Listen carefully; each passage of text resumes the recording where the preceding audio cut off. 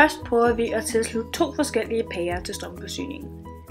Den ene pære bliver tilsluttet direkte i strømforsyningen og skal illustrere huse, der ligger tæt på et energikraftværk.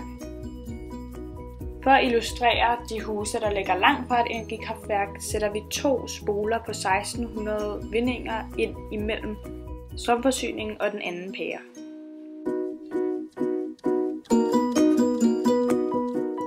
Da vi tænder strømforsyningen, kan vi tydeligt se, at den pære, der er tilsluttet direkte i strømforsyningen, lyser meget, mens pæren, der har to spoler imellem sig, slet ikke lyser.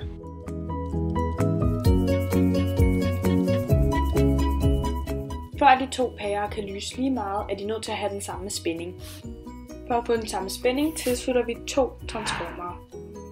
Den første transporterer spændingen op, hvorefter vi tilslutter de to spoler på 1600 vindinger for igen at illustrere afstanden fra kraftværket til de enkelte forbrugere.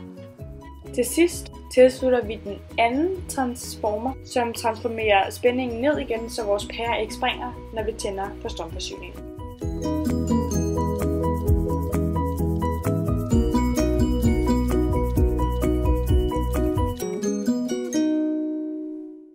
Da vi tænder for strømforsyningen, kan vi se, at begge pærer lyser. Dog er pære nummer 2 mindre kraftig end pære nummer 1. Det skyldes energitab i begge jernkerner.